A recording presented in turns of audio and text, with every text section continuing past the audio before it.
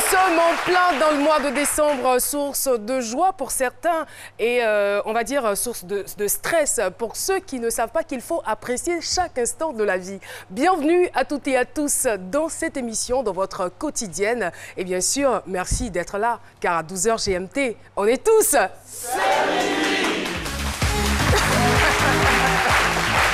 À 12h GMT, on est tous, c'est midi. Eh bien, nous abordons aujourd'hui la deuxième partie de notre thème. J'ai des révélations à vous faire sur l'esclavage. Eh bien, nos invités sont là. Bonjour. Bonjour. Ça va? Ça va. Vous avez la pêche ce matin? Ouais, ça en va, tout cas, merci à vous d'être là. On va les applaudir très, très fort. Ils ont été courageux. Ils ont bien accepté de venir témoigner et mettre le doigt, dénoncer donc ce phénomène. Et nous espérons pouvoir apporter notre pierre à l'édifice. Loin de nous la prétention de résoudre en quelques minutes ce problème. Mais nous espérons quand même pouvoir interpeller, éclairer et bien sûr peut-être situer les responsabilités, pourquoi pas. Merci d'applaudir aussi l'équipe du jour, composée de notre sage Cassie. Le sage Cassie, qu'on avait dû interrompre hier à cause du temps. En tout cas, merci d'être là à nouveau. Bonjour. Et nous sommes bien sûr avec Jean-Michel Ouna. Bonjour Caroline. Et bien sûr, Dr Philo. Merci de les applaudir. Alors Philo, ça va? Vous avez quelque chose à dire? Non, pas vraiment, sauf pour faire un recap, dire que l'invité qu'on a... En fait, je me suis habillé comme ça à Mahamoud Diawara pour inspirer encore plus nos invités. En voyant cette tenue-là, ils se voient même dans le feu de l'action, ils expliquent mieux. Mais notre invité, ce qu'on retient, c'est qu'il a... lui, au moins, il a eu la chance de devenir ministre parce qu'il a participé, il faisait partie de ce gouvernement-là, il a dit hier. Qui ça, oui, John? Oui, John, Oui, il faisait partie de ce gouvernement-là. Et puis, j'ai bien peur, pour terminer mes propos, j'ai bien peur parce que c'est quelqu'un qui a infiltré ce gros réseau-là. Et j'ai peur qu'il vienne infiltrer la RT, l'équipe de ce midi, pour aller reproduire cette émission ailleurs. Vraiment, j'ai peur. Avec ce monsieur, c'était dangereux. Mais ça pour... Alors, John Dal Carter, c'est de vous qu'il s'agit. Et bien sûr, avec beaucoup d'intelligence, comme vous nous l'avez expliqué hier, avec une stratégie, j'allais dire, indescriptible, vous avez quand même réussi à percer le mystère, à intégrer donc cette organisation, parce qu'il faut le dire, c'est le lieu de le dire, c'est un réseau organisé. Un réseau immense, organisé depuis nos pays d'origine jusqu'en Libye, jusque dans le Maghreb. Donc ça veut dire... Aujourd'hui, on a les yeux focalisés sur la Libye, mais il faut comprendre que ça part de chez nous. Donc le réseau, il est très bien structuré, comme un gouvernement, plus qu'un gouvernement, même s'il faut le dire ainsi. Et à quelle logique cette vente-là répond exactement? C'est vrai que le business, c'est toujours pour se faire de l'argent. Ça, c'est évident. Parce que tous ceux qui font ce trafic-là vivent, on va dire, la plus belle vie. Certes, qu'on ne peut pas vivre étant heureux, tout en sachant qu'on vend ses confrères. Mais c'est un réseau avec les branches en fait de ce réseau-là sont les confrères subsahariens, des Camerounais, des Ivoiriens, des Nigériens, etc. Tous font partie de la danse. Vous ne pouvez pas partir de votre pays d'origine pour un pays du Maghreb sans avoir quelqu'un qui vous tient par la main. Donc vous arrivez à destination parce qu'il y a quelqu'un qui vous a tenu par la main préalable. Et ce sont nos confrères en fait. Donc le réseau... La structure du réseau, c'est comme une armée, il faut le dire ainsi. Donc, on ne peut pas aujourd'hui...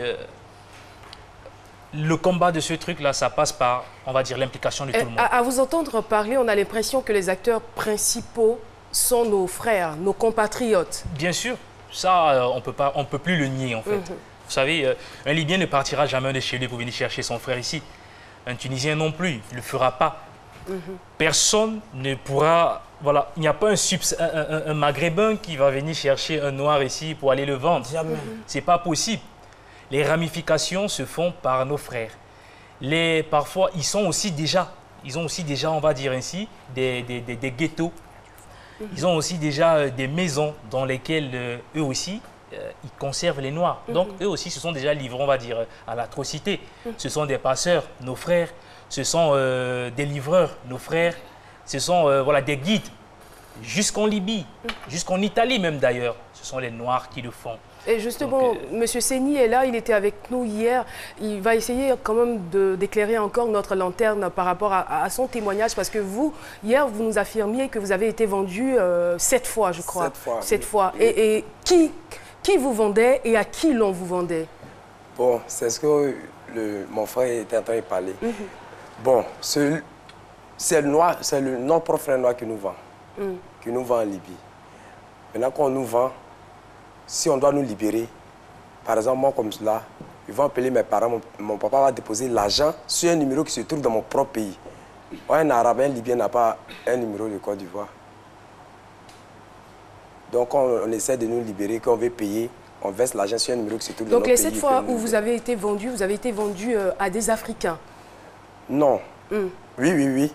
J'ai été vendu dans la prison d'Ali Ghetto, qui se trouve à Saba. À Saba. Et une fois que vous êtes vendu, qu'est-ce qu'on fait de vous? Comment est-ce qu'on vous utilise? On me frappe. Bon, d'autres s'en vont travailler. On vient chercher les gens pour aller travailler cadeau.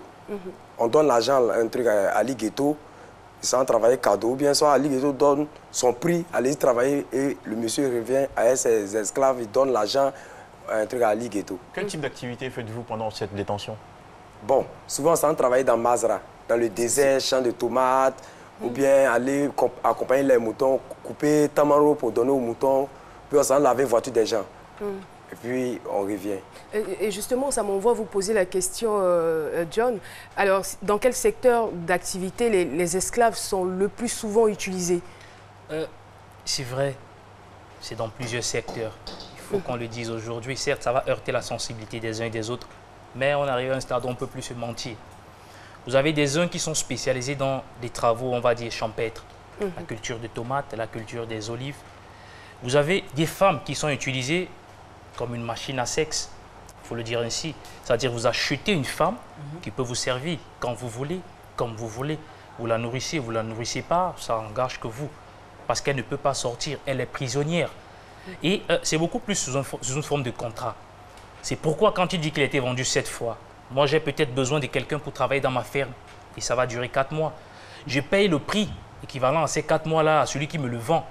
4 mois après, je suis libre de le revendre parce que je n'en ai plus besoin. C'est comme ça qu'on peut l'acheter cette fois-ci peut-être pour travailler dans une laverie.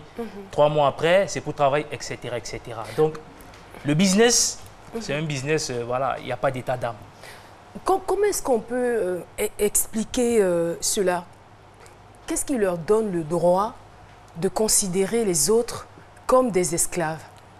Vous savez, quand vous arrivez dans le Maghreb en général, certes, on ne va pas généraliser, il y a des Maghrébins qui sont bien, ça il faut le dire ainsi. Quand vous arrivez, vous le noir, on vous appelle africain. Qu'est-ce que ça veut dire quand il vous appelle africain? C'est pour dire que lui n'est pas africain. La race noire est considérée comme étant inférieure, en quelque sorte en fait, par certaines personnes. Donc le noir, c'est une perle rare. On va dire que c'est lié à l'histoire. Voilà, c'est lié à l'histoire, malheureusement, et c'est vraiment dommage parce qu'on n'est plus des esclaves, parce que l'esclavage a été aboli. Voilà, parce qu'il faut le dire ainsi, en Libye, nous avons également des migrants syriens, pakistanais, etc., etc. Mais ce sont les Noirs qui sont soumis à la traite. Vous voyez qu'il y a un problème. Donc, nous avons dans le fond une vidéo de vente. Oui. Voilà. Est-ce que vous pouvez nous commenter un peu ces images que nous voyons? On voit des personnes sorties d'une pièce. Effectivement. Eux, c'est qui? Là, c'est une prison, on va dire, privée. Parce qu'en Libye, vous avez des prisons officielles et des prisons privées. Officielles, ce sont celles qui sont, entre guillemets, détenues par des agents de sécurité, voilà, reconnus par le gouvernement. Des prisons privées. Quelqu'un construit sa maison, il fait une prison dans la pièce. Les anciennes maisons de guerre abandonnées. Là, comme vous pouvez voir, non loin de Tripoli, c'est dans une maison, une ancienne maison de guerre, en fait, détenue par un rebelle qui a stocké, c'est plus de 100, ils sont à peu près 400, ils étaient à peu près 400 migrants là-bas dedans. Mais il arrive à nourrir tous ces migrants-là. Un demi-pain pour 3 personnes. Ça, c'est après 2 jours parfois. De façon quotidienne? Bien sûr. C'est pourquoi, bien sûr, après 2 jours parfois, ils font 2 jours, ils ne mangent pas. C'est pourquoi vous verrez des femmes, par exemple, accoucher et les enfants meurent. Faute de soins, faute, voilà, ils ne peuvent pas allaiter. Ils sont capables de tenir même des femmes enceintes, c'est ce que vous êtes en train de nous dire. Il y a des femmes enceintes. Elles étaient nombreuses, comme je vous ai dit, j'ai rencontré l'Ivoirienne que j'ai rencontrée qui a été séquestrée 6 mois et demi comme étant un objet sexuel. après, elle s'est retrouvée enceinte. Aujourd'hui, c'est vrai, je l'ai perdu de vue. Je ne sais pas ce qu'elle est devenue, il faut le dire ainsi. Mais là, vous avez même des femmes enceintes. Ils s'en fichent éperdument. Les femmes accouchent dans des prisons, dans des centres. Et personne ne parlait. Vous voyez, la vidéo à l'origine, elle est en arabe. Vous allez entendre ça dire, ils n'ont pas de problème, ils sont tranquilles. C'est légal, entre guillemets, pour les rebelles de faire ce travail-là. Ce commerce-là, si j'ai bonne mémoire, hier, vous nous disiez que c'est un commerce qui existait avant même la rébellion. Oui, ça existe depuis très longtemps, sauf que ça a pris de l'ampleur, Ça a pris de l'ampleur. avec la situation actuelle de la Libye. Il n'y a pas de gouvernement en Libye. Le point de départ des migrants, c'est-à-dire que Sabrata, c'est la ville située à l'ouest de Tripoli, 60 km, c'est le point de départ des migrants pour l'île de Lampedusa. Elle est entièrement entre les mains des rebelles. Et voilà, la fois où j'ai eu l'opportunité d'interroger un dirigeant libyen, il m'a dit, même le gouvernement libyen, pour avoir accès à Sabrata, a des difficultés dans la mesure où l'insécurité est de maître. Donc, vous voyez que c'est très compliqué de pouvoir faire quoi que ce soit dans une ville comme ça. Vous voyez, ça, c'était la distribution de pain, un demi-pain pour 3 personnes. Il n'y a pas moyen, en fait. Mais on voit des personnes sorties dans le trou. Comme on dit, ce sont des maisons abandonnées. Donc, vous avez des petites sorties. Quand il voit à manger, il est prêt à tout. Et en fait, 2-3 jours sans avoir mangé quelque chose, quand il voit un demi-pain, comme vous voyez à l'écran, il est prêt à tout pour pouvoir sortir. L'essentiel pour lui, c'est de pouvoir se ressourcer un tout petit peu, vivant dans ce calvaire-là. Vous étiez dans quel état d'esprit? Je veux dire que vous, qui avez eu, je dirais même pas le privilège, mais plutôt l'occasion de filmer toutes ces images, de voir un peu la souffrance de vos frères, dans quel état d'âme vous étiez? En tant que noir, voir son frère se faire maltraiter de la sorte, on a comme l'impression que le monde est en train de se tourner en l'envers. Au XXIe siècle, vous voyez votre frère qui crie, il envoie des cris de joie parce qu'il a vu un petit morceau de pain. Vous comprenez que le monde, ayant peut-être laissé, on va dire, sa plantation, a peut-être vendu sa plantation dans son pays d'origine, se retrouver dans des conditions comme ça. Personnellement, il faut vraiment être fort mentalement. Un, pour pouvoir prendre ces images. De deux, pour ne serait-ce que discuter avec ces personnes, il faut être super fort mentalement. C'est douloureux ce qu'on peut voir dans le matin. Et vous êtes arrivé parfois de vouloir vous rebeller? Bien sûr, à un niveau, vous vous dites, vous voulez vous révolter. À un niveau, vous vous dites, à un niveau, c'est tout le peuple libyen à qui vous en voulez en fait. Mais vous vous dites, il ne faudrait pas qu'on mélange les choses. Il faudrait qu'on établisse les parts de responsabilité. Bien vrai que c'est dans leur pays que ça se déroule. Il n'y avait pas de mots pour expliquer ce que je voyais. Vous avez... c'est comme si le monde s'arrêtait de tourner. Et à cet instant, vous êtes prêt à détruire le pays entier. Ce pays en entier, tout simplement parce que vous... Et si vous voulez détruire le pays, c'est tout le monde que vous allez détruire, y compris vos frères africains, qui sont aussi très impliqués dans ce commerce. C'est pourquoi... Et justement, je voudrais qu'on puisse revenir sur le fonctionnement de ce réseau, étant donné que vous les avez fréquentés, vous êtes restés, on va dire, environ 1 mois avec eux. Selon vous, quelles seraient les solutions qu'on pourrait proposer pour démanteler donc ce réseau-là?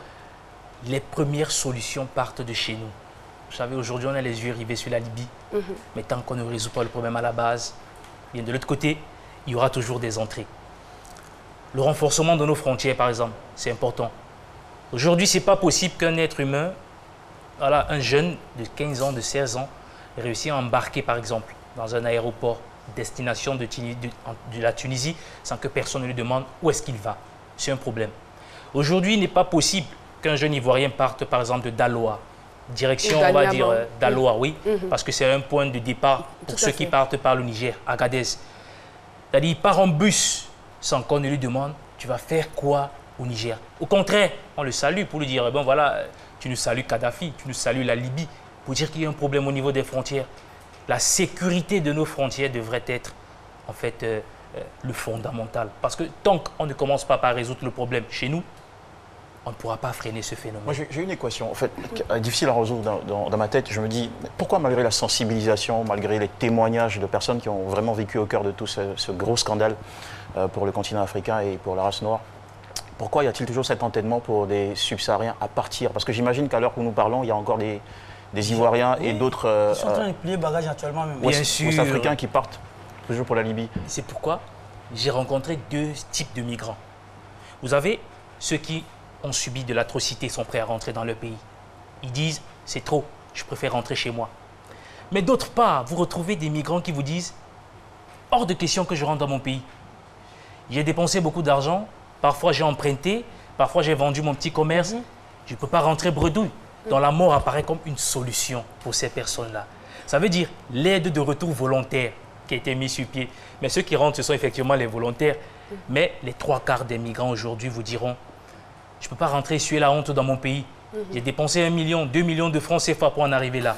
Comment voulez-vous que je rentre bredouille? Alors, Seni, est-ce que vous voyez dans les différents cas qu'il a cités, parce que vous êtes cordonnier, vous avez économisé votre argent pendant 4 ans, avec la somme de 900 000 francs, vous avez tenté l'aventure. Vous étiez dans quelle catégorie? Moi, j'étais prêt à rentrer dans mon pays. Vous étiez prêt? À quelle étape donc de cette mésaventure? Ça dépend. Ceux qui ne veulent pas rentrer, on ne les a jamais frappés. Moi, j'ai perdu près de 7 Ivoiriens qu'on a formé notre groupe ici pour rentrer. Tous mes amis sont morts. Ils sont morts dans quelles conditions? Dans les prisons privées. D'autres aussi, je me rappelle, une fois, on nous a alignés comme ça, ils ont commencé à tuer les gens. Moi-même, j'ai dit que mon âme se repose en paix. Et Dieu merci, il y a un Arabe qui s'est levé, il dit, il ne faut pas, ils vont faire ça. On ne m'a pas tué, ça restait 3e personne, et puis c'est moi. Donc, quand j'ai vu tout cela, j'ai embarqué le Zodiac, bateau gonflable, sur 150 personnes, sans compter enfants, et puis femmes enceintes, sans compter les bidons de 25 litres chargés d'essence, sans compter poids de moteur. On est arrivé en plein milieu de la route, le bateau a coulé. Sur 156 personnes vivantes. Je peux dire que sur 150, il y a quelque chose de 68 Ivoiriens dedans que je connais. Vous embarquez pour aller où, s'il vous plaît? Pour aller sur l'Italie. Donc, avec tout ce que j'ai vu, et puis le 15 mars, ce que j'ai vu, ils ont fait front derrière notre cou, en train de se tuer entre eux. Chat est venu garer jusqu'à là où moi je dormais. Qui se tuait entre eux? Entre les Libyens. Les rebelles, Les rebelles. Les gars de Grigades et puis les gars de, comment on appelle, Madina. Il y a eu un affrontement entre eux. Et je me rappelle encore le 14 janvier où ils ont tué... Quand il y a l'affrontement, les esclaves se trouvent à quel niveau? Est-ce qu'ils participent? Est-ce qu'ils les amènent comme des boucliers, tout ça? Il faut te cacher. C'est on va dire, pour aller dans le même ordre d'idée, quand il y a les affrontements, parce qu'il faut dire, Sabrata qui est le point de départ, entièrement entre les mains de 2 groupes de rebelles. Vous avez d'un côté Ahmed El Dabachir, qu'on appelle l'oncle. De l'autre côté, c'est Salamou, en fait. Ils ont bâti leur empire sur le trafic humain des Noirs. Alors, quand il y a les affrontements entre les deux, vous, migrants, en tant que migrants, mais c'est le qui-vive, sauf qui peut. Parce que j'ai perdu également des collaborateurs dans l'attaque du 4 octobre dernier. Il y avait les affrontements, les balles qui passent un peu de partout. Vous, en tant que migrants, au port de Sabrata, dans des maisons abandonnées, dans des tentes, etc. Mais vous cherchez comment faire pour vous sécuriser. Parce que là, les balles, ça vient de partout, en fait. Donc, c'est un peu ça. Et la traversée dure entre 3 et 5 jours. Donc, entre 3 et 5 jours, vous avez la chance de partir de la Libye pour l'Italie. Imaginez 5 jours en pleine mer. Mais John, excusez-moi, c'est vrai que vous avez fait un travail formidable. Vous avez fait une immersion sur le terrain pour nous ramener des images et des histoires vraies. Mais il y a encore cette portion de personnes qui estiment que ce sont des histoires qu'on raconte, histoire pour les dissuader d'aller à l'aventure, d'aller vers un futur meilleur. Comment vous réagissez à ça? Comment vous arrivez à faire passer le message? C'est vrai qu'aujourd'hui, certains sont un peu têtus par rapport à ce qui se passe, parce que je ne comprends pas comment on pourrait expliquer aux Africains ce qui se passe en Libye avec des preuves concrètes, mais les gens s'entêtent toujours à s'y rendre. C'est vrai qu'on ne peut pas forcer un individu à rester, mais au moins on devrait faire ce qui est à notre niveau pour le dissuader de ne pas prendre cette route-là. Donc, ceux qui jusqu'ici pensent qu'on est là pour blaguer, je suis parti du Maghreb pour la Côte d'Ivoire, pas parce qu'on n'avait rien à faire, parce que la RTI a jugé important de parler de ce problème. Et parce que je milite depuis très longtemps contre les dangers de l'immigration clandestine, qu'on pouvait voir à l'image sur le port de Sabrata, des corps qu'on retrouve après. Parce que Les médias vous parleront de ça quand il y aura 100 000 morts, quand il y aura 100 morts, 200 morts. Mais c'est tous les 3 jours qu'il y a les naufrages comme ce que vous voyez là-bas, les corps en bordure de plage. Donc, ceux qui pensent jusqu'ici qu'on est là peut-être pour s'amuser, le Maghreb, en fait, on peut rester chez soi et réussir. Prendre cette route-là parce qu'on est à la recherche du bonheur, c'est aller en enfer, tout droit en enfer. C'est le suicide absolu, ce qui se passe dans le Maghreb. Donc, pour dire que c'est une réalité. C'est toute une vie, en fait. Ce n'est pas une mise en scène, en fait. Bien sûr. Et ce que je veux savoir, est-ce que... Parce qu'on a remarqué que depuis un certain temps, l'affaire a éclaté au grand jour. Tout le monde en parle, que ce soit sur les réseaux sociaux, suscité bien sûr par cette vidéo que vous avez prêtée à la chaîne CNN. Et voilà, aujourd'hui, il y a une certaine vulgarisation, on va dire, de cette information-là. Est-ce que vous pensez en fait que cela pourrait contribuer à freiner l'élan de certains de nos confrères ou compatriotes? Freiner, comme je disais tantôt, la solution part de chez nous. La solution part de chez nous. Vous voyez un peu. Aujourd'hui, rappelez-vous le 25 novembre dernier, c'est le monde entier qui parlait de ce qui se passe en Libye. Je suis d'accord avec les solutions, mais je voudrais déjà qu'on parle, parce que je ne sais pas si vous êtes toujours en contact avec ces jeunes migrants ou en contact avec ces réseaux. Est-ce que vous pensez qu'il y a quand même une amélioration, que les gens essaient quand même de se calmer un peu par rapport à tout ce qui se dit? En Libye, actuellement, il n'y a pas de changement. La traite suit son cours. Les bateaux continuent d'accoster l'île de Lampedusa en Italie. Les subsahariens continuent à partir de la Tunisie pour la Libye. Du côté de l'Algérie, c'est pareil. Il n'y a pas de changement. Parce que ceux qui s'y trouvent déjà, en fait, dans les pays comme la Tunisie, le Maroc ou l'Algérie, ils sont déjà, entre guillemets, mouillés, comme ils disent. Donc, ils ont un mot malgré l'interpellation de l'Union européenne, de certaines organisations, ils ont toujours des décrets qui sont en train d'être pris, tout ça, il n'y a rien. Il n'y a pas de changement, surtout en Libye, parce que c'est le pays le plus concerné. Il n'y a pas de changement. La traite suit son cours, les embarcations continuent, les passeurs continuent leur boulot. Tout ce qui se passe, tout ce qu'on peut bien dire, il s'est juste rentré dans ma messagerie pour me dire d'arrêter, pour me menacer, comme pour vous dire qu'ils n'ont peur de rien. Vous recevez beaucoup de menaces? Beaucoup de menaces, ça c'est constant. Merci. J'ai même reçu des menaces de mort. Mais bon. Merci en tout cas pour toutes ces informations. Et je vous informe, chers téléspectateurs, que ce n'est pas encore terminé. Nous aurons la deuxième partie de ce témoignage dans quelques petits instants. On y va pour l'instant pour la pub. Le réseau d'agences RTI Publicité présente le Best of Volume 2 de Bonjour. Revivez les meilleurs instants de fou rire. Best of 2, c'est... De l'eau orange. Tantille à banane, Youssouf fait ça. Ça fait 15. Où il veut tuer le cas, là, il fait ça. Dégain, 300. La femme va faire ça. Hé, monsieur, ta maman qui t'a accouché là, c'est poulet. Attention, il sait que l'autonga c'est climatiseur. Dégain, piment en poudre. Youssouf a fait ça. Il a roté. La femme Baoulé a crié. Monsieur, tu as fait quoi? Youssouf fait ça. Mais la vieille, il y a quoi? J'ai roté. Elle dit, wow! C'est ton roté.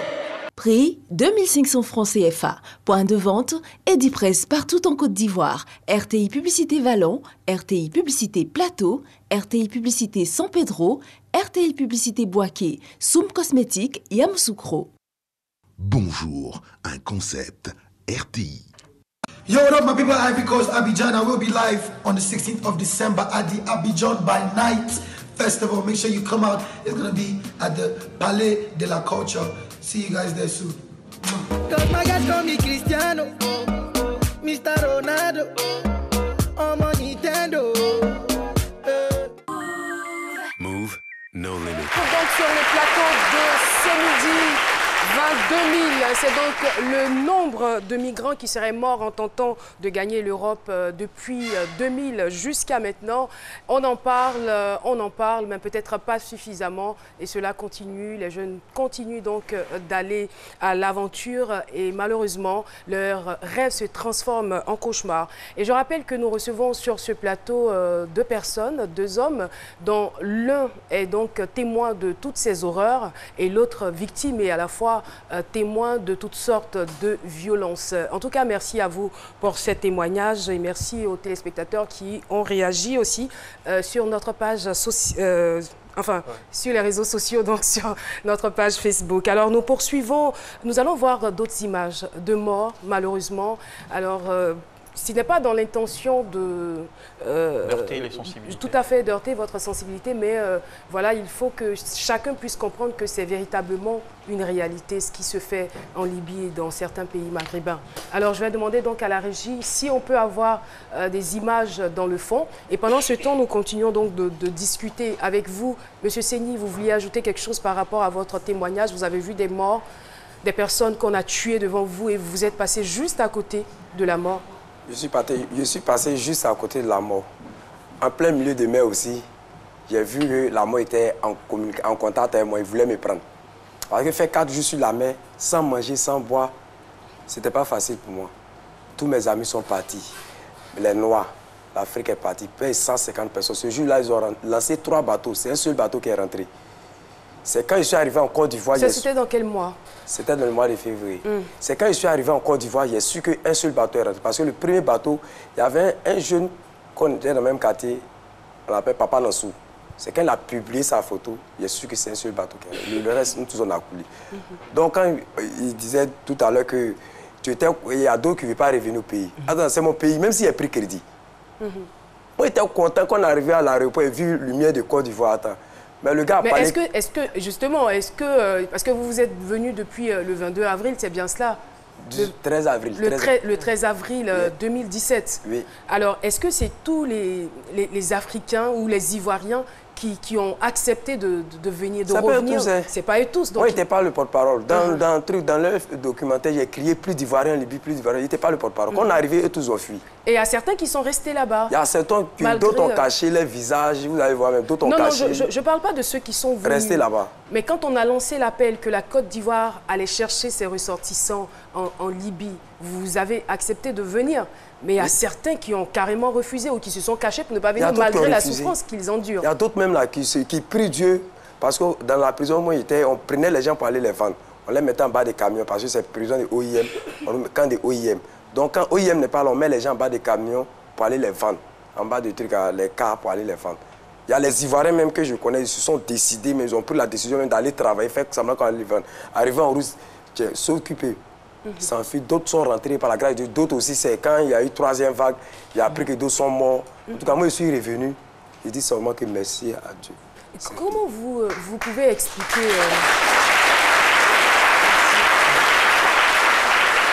Comment vous pouvez expliquer cette attitude-là? Comme je vous disais, ça c'est la 2e catégorie de migrants, prêts à tout pour allier l'Europe.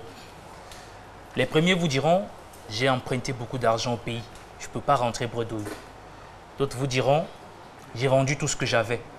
Donc, ils ont la peur, la mort, la peur est inouïe en eux. Et la mort apparaît comme la solution à leurs problèmes. Il faut dire qu'il y a des jeunes quand même qui subissent beaucoup de pression familiale. Voilà. Hier, on le disait, surtout dans des familles polygames, où quand, par exemple, un enfant est parti, l'enfant d'une rivale est parti, qu'il envoie peut-être des photos pour montrer à quel point il a réussi, alors l'autre est considéré comme un damné. Voilà. Vous ne partez pas, ou vous n'êtes pas courageux, vous êtes parti, vous êtes revenu pendant que votre frère est là-bas. Il est là-bas. Donc c'est beaucoup de pression. Supplémentaire. Et parfois, ce sont les familles qui font de la cotisation. Moi, je veux savoir, John, dans tout cela, vous avez tout à l'heure qu'en Libye, il n'y a pas de gouvernement. C'est vrai que, mais là où il y a rebelle, il y a toujours une autorité. Lors des sommets, on a vu quand même les représentants libyens quand même. Là, donc il y a une autorité en Libye. Vous qui étiez sur le terrain, est-ce qu'il y a un travail qui est fait, est fait au niveau local par les autorités? Parce qu'on a l'impression que... À leur niveau, ils essayent. Voyez un peu. En faisant quoi? Parce que j'ai j'ai eu l'opportunité de rencontrer le ministre libyen des Affaires intérieures à Gamart, Tunisie, où on a essayé de discuter sur le problème. Vu que c'est, entre guillemets, difficile pour le gouvernement libyen d'accéder, par exemple, dans une ville comme Sabrata, vu l'insécurité, vous voyez qu'il y a un problème. Et aussi, voilà, il y a certains policiers qui vous disent qu'ils n'ont pas assez de moyens, ils n'ont pas assez de moyens pour pouvoir lutter contre ce qui se passe. Vous voyez qu'il y a un gros problème qui se passe.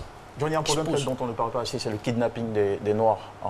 J'ai entendu parler d'une sorte de kidnapping des Noirs qui a lieu. Bien sûr, ça c'est aussi... C'est-à-dire qu'on n'a pas forcément l'intention de s'exporter ou de passer par ces canaux-là pour arriver en Europe, mais on peut se trouver dans un guet-apens.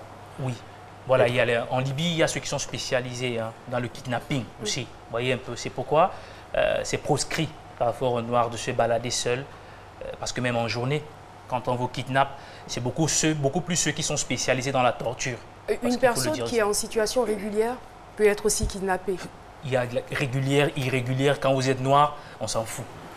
Il suffit juste que vous soyez peut-être dans un quartier entre guillemets sécurisé. Là, peut-être ça peut y aller. Tant que vous vous retrouvez dans un quartier où l'insécurité règne, que vous soyez en situation... Enfin, on ne regarde pas ça. C'est la peau, la couleur, c'est tout. Donc, ceux qui sont spécialisés dans la torture, quand ils vous kidnappent, c'est toujours pour la rançon. C'est-à-dire on demande de la rançon à vos familles restées dans vos pays respectifs, on vous torture. Donc il y a ceux qui font de ça leur boulot en fait, leur business. Quel est le discours qu'on vous vend, Monsieur Seni, quel est le discours qu'on vous vend pour vous pousser à quitter votre pays pour aller vers ces destinations dangereuses? Bon, moi... Quelles sont les promesses qu'on vous fait? Qu'est-ce qu'on vous raconte? C'est bengue. Avant de partir. Avant de partir, bon, il y a d'autres personnes, quand ils m'ont vu, il y a les clients même. C'est pour ça qu'il a dit ça, c'est la famille. Mes clients sont mes familles, c'est ma famille. Donc, il y a d'autres qui me disent, mais ce que tu fais, si tu rentres, demain tu rentres en Italie, par exemple, sous formation, automatiquement, quand mon oncle m'a appelé, qu'il a dit, le réseau net là, en même temps, je me suis rappelé qu'il peut partir. Et vous saviez que vous deviez passer par le désert, par la Libye, vous le saviez avant de partir? En tout cas, quand même, il a vu tout ça là. C'est après, en fait, qu'on vous a donné l'itinéraire. Ouais. Parce que vous avez déjà donné une information, vous êtes bon dans ce que vous faites. Voilà. Si vous allez en Europe, c'est sûr que vous allez percer. Vous allez percer. Et là, quand l'occasion s'est présentée, vous vous êtes dit, franchement... Moi aussi, quand j'ai regardé derrière moi, en tout cas, franchement, quand je regarde derrière moi, la famille...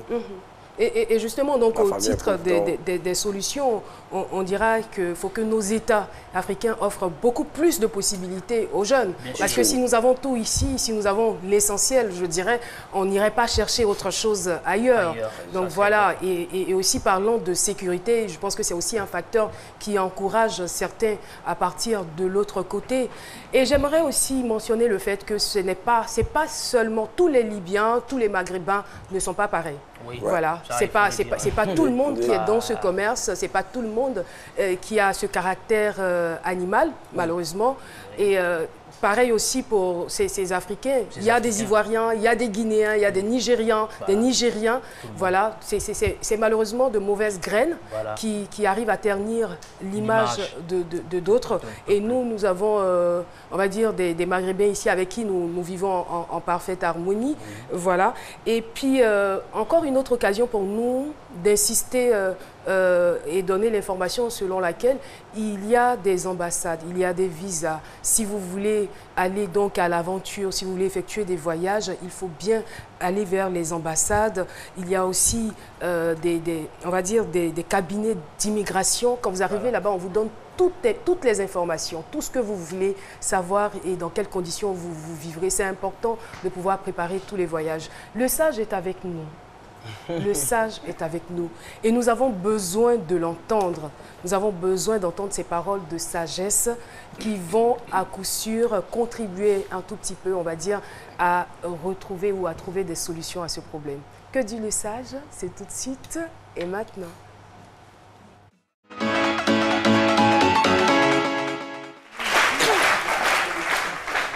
D'abord, je tiens à remercier M. Carter. Merci. Je vous dis 1000 fois merci.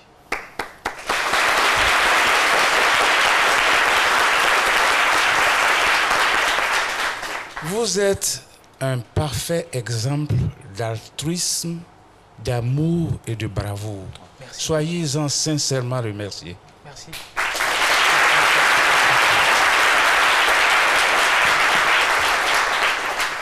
Et je me tourne vers la jeunesse pour l'inviter à partager une de mes nombreuses pensées.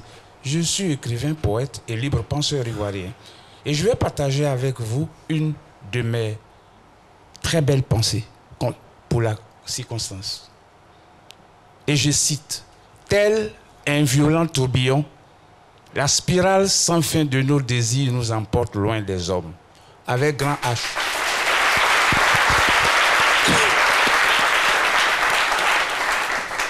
Tout ce qu'on miroite aujourd'hui comme gain facile n'est qu'à pas pour vous capturer. Nous pouvons réussir ici. Avec très peu d'argent, nous pouvons entreprendre ici et réussir. Si nous parvenons à vaincre, à lutter du moins, contre 4 de nos gros ennemis, la naïveté, les illusions, la paresse et les mauvaises habitudes. Si nous parvenons à lutter contre ces tares, avec très peu de moyens, on peut réussir. Voici un monsieur qui s'en va avec 900 000 francs à l'aventure pour aller acheter la mort. Ça me fait 2 cabines, les choses ici. Alors qu'avec 9 000 francs CFA, avec 900 000 francs CFA, nous pouvons entreprendre ici et réussir. Même avec moins que ça. Moi, je ne vous dirai pas mon exemple, mais je suis passé par plusieurs actions comme ça et qui m'ont rendu beaucoup de services. Pourquoi vous allez acheter la mort avec le peu que vous avez, alors que vous pouvez tout faire chez nous? À continue, bon, il a le poulailler, ça pue, mais c'est le dortoir du poulet. Il ne fuit pas. Merci beaucoup. Merci le sage. Et c'est donc sur ce proverbe africain que nous allons nous quitter. Aidez-nous donc à nettoyer notre poulailler et nous n'irons plus dans vos villas. Merci. Merci en tout cas, John Carter. Bravo, félicitations. Aux âmes bien nées, la valeur n'attend point le nombre des années. Il n'a que 26 ans et déjà très responsable et conscient des problèmes de la société. Merci à vous et merci à Seni qui a donc pris conscience depuis lors. Il dit plus jamais en Libye. Et voilà, l'émission se poursuit. C'est Culture Média. Jean-Michel Honin. On va vous retrouver tout de suite. Tout à fait. C'est parti.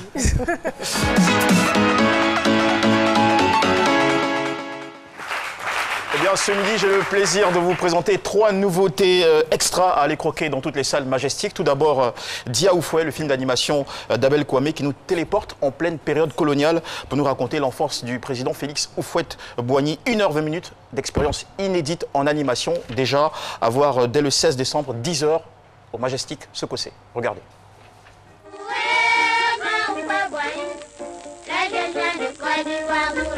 Que se passe-t-il, commandant? La reine, elle pensait peut-être me tromper. Elle se croit peut-être plus maligne. Il est où, le jeune garçon que la reine cache ici? Ah, tiens, nous avons un nouveau. Houphouët Dia. Oui, père. Le petit garçon qui vit dans la cour royale et qui n'en était jamais sorti. Tu ne devrais pas être là. Tu ne devrais pas trop t'approcher de la ligne. Les esprits s'agitent. Ils s'agitent. Commandant, personne n'ira dans ce maudit endroit. Vous avez ma parole, reine. Ces êtres sont venus de l'au-delà. Et leur mission ici sur Terre, c'est de voler les âmes des petits-enfants. Dis-lui, s'il ne nous laisse pas passer, je serai obligé d'employer la force. Il ne méritait même pas de vivre. Tu le sais. La véritable résistance, c'est le combat contre l'ignorance. Lui, il dit qu'il ne bouge pas. Mon gars. Et voilà. Bravo. Grand bravo, Studio Africa Toon. Et c'est une production en collaboration avec la RTI. De la biofiction, on passe à de la romance avec une belle production camerounaise qui, en 1h43 minutes, nous raconte l'histoire d'un homme qui perd sa femme et sa fille Adzaï. Un drame qui le fait basculer dans une sorte de mutisme jusqu'au jour où il rencontre Hélène, une paraplégique avec qui démarre une relation lumineuse en plein cœur d'une tragédie. Voici Le cœur d'Adzaï, extrait. Intrigue beaucoup. Je l'ai jamais entendu dire un mot. Il est mien. On dit qu'il n'était pas comme ça avant. Il habitait le quartier avec sa mère. La pauvre, elle est décédée. Et il y avait aussi une femme et une gamine là. On les voyait presque partout, toujours à toi. Pourquoi vous intéressez à ce type? C'est qui lui?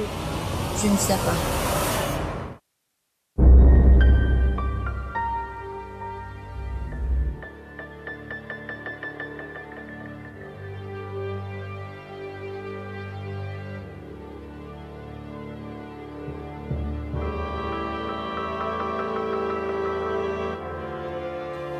Je te trouve bien silencieuse. Comment va ma femme? Tu as repris les couleurs à ce que je vois. Je suis fatiguée de faire semblant. Je ne peux pas continuer de vivre comme ça. Et on finit sur un film plus long et plus enlevé. Star Wars, les derniers Jedi de Rian Johnson, une aventure épique dans laquelle les héros de la Force rencontrent les légendes de la galaxie. Ça va faire exploser tous les secrets du passé, les secrets de la Force dans une action allaitante de 2h30 minutes. Donc voici en bout. Quand je t'ai trouvé, j'ai décelé en toi une puissance brute et indomptée. Et au-delà de ça, autre chose de tout à fait exceptionnel.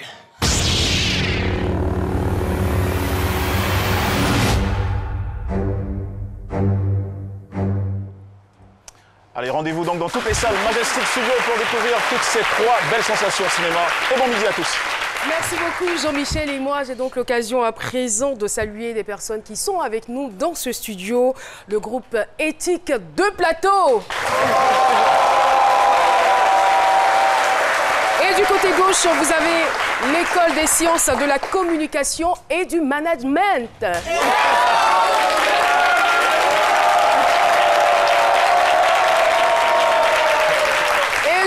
Derrière moi, on a les distributeurs du pagne Vlisco. Ah d'accord. Non, là-bas, il y a déjà l'argent. On peut prendre, voilà. Il paraît que l'argent ne fait pas de bruit. Voilà.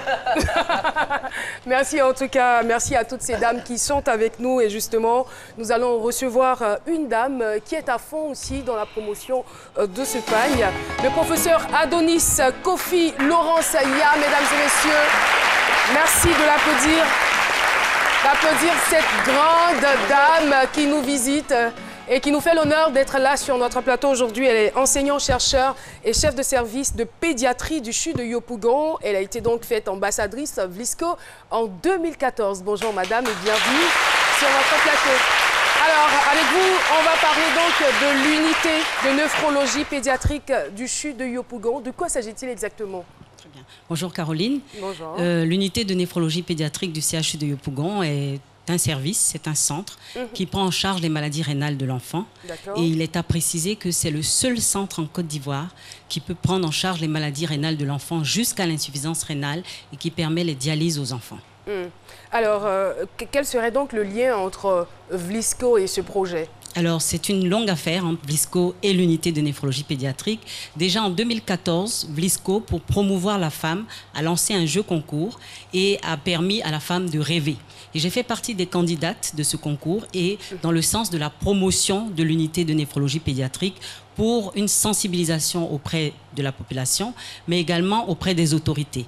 Et j'ai été sacrée ambassadrice Vlisco 2014. Bravo. Bravo.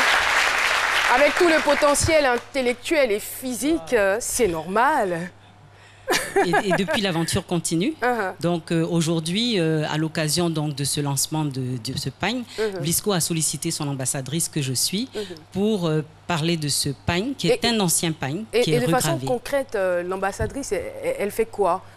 Alors l'ambassadrice vient intervenir justement quand il y a des promotions de pagne et tout, mais c'est toujours l'occasion de raviver le partenariat. D'accord. Et donc, pour moi également, d'annoncer certains événements, notamment que l'unité de néphrologie pédiatrique aura 10 ans l'année prochaine et qu'au cours de ces 10 ans, nous espérons vraiment avoir l'accompagnement de l'État de Côte d'Ivoire et que les enfants puissent être subventionnés pour la dialyse comme les adultes, parce que jusqu'à présent, les adultes ont une subvention de l'État et pas les enfants. Moi, j'ai participé à une manifestation où j'ai vu des enfants qui étaient dans ces conditions et c'était vraiment triste. Il y a des parents qui n'ont pas du tout de moyens et les enfants ne pouvaient pas jouer comme leurs camarades. C'était triste.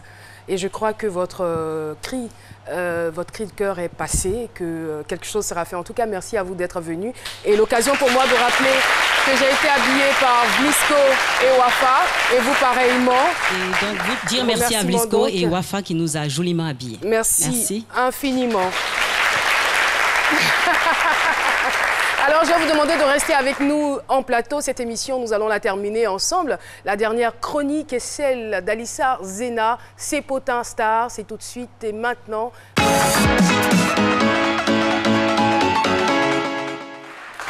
Alors, Caroline, nous allons commencer les affairages aujourd'hui avec Caris et Booba, qui étaient en clash depuis un certain moment. Et là, Booba a sorti son nouvel album qui s'intitule Trône, le Trône. Donc, Caris a posté une photo, voilà, de l'album de Booba. Il a demandé à ses fans d'aller écouter l'album de Booba. Et Booba a fait pareil avec l'album aussi de Caris pour dire que les petites guéguerres entre artistes, c'est de bonnes guerres, en fait. C'est des petits clashs et tout. Même si Caris fait un concert aujourd'hui, qu'il dégamme sur certaines notes, Booba va le soutenir et vice-versa. Donc, il ne faut pas rentrer trop dans ce genre de polémique-là parce que ce sont de bonnes guerres, comme j'ai l'habitude de le dire. C'est de bonnes guerres. Comme on le dit, ces clashs existent aussi un peu partout, de plus en plus. Oui, ça c'est ce qui est normal. En Afrique, on dit qu'il ne faut pas te mettre au milieu. Ça, c'est ce qui est normal. Ok. Nous avons Naomi Campbell de façon exclusive, une photo avec la maman de Naomi Campbell. Là, vous avez Naomi Campbell et sa maman. Naomi Campbell a 27 ans. Sa mère l'a eue quand elle avait 20 ans, 22 ans, par là. Donc, elles sont toutes ravissantes, comme on le dit. La peau noire ne craque pas facilement. En troisième position, nous avons Jordine Speaks, une rappeuse, enfin une chanteuse américaine qui était en couple avec un rappeur qui quand même la malmenait un peu, qui la maltraitait, qui se foutait un peu d'elle. Donc, elle a décidé de disparaître de la scène. Et grosse surprise, elle est réapparue cette semaine, mariée et enceinte. Donc, en ce moment, son copain a un peu la risée des réseaux sociaux, on se moque un peu de lui partout et tout. Il faut savoir aussi que quand vous êtes en couple avec une femme, il faut prendre soin de cette femme-là. Après, il ne faut pas la laisser partir et revenir faire comme si c'était l'homme le plus parfait de la planète, quoi. Si elle est partie, elle est partie. Pour les idées cadeaux, ça continue. Cette semaine, nous avons un séchoir à 6 millions, incrusté de pierres précieuses. Et à 6 millions, donc si monsieur veut offrir un petit cadeau à madame, c'est le moment. Séchoir à 6 millions. Hein. D'accord. On vous remercie, Alissa Zena. L'occasion pour moi de saluer à nouveau Éthique de Plateau, l'école des sciences de la communication et du management et les distributeurs. C'est bien ici que nous allons mettre un terme à cette émission. Merci en tout cas à vous de l'avoir suivi. C'est avec gaieté de cœur, c'est avec un grand bonheur que nous l'avons présenté. Et c'est dans ce même état d'esprit que nous essaierons de vous retrouver demain, par la grâce de Dieu, à partir de 12 h. Au revoir et restez toujours sur la chaîne qui rassemble. Au revoir.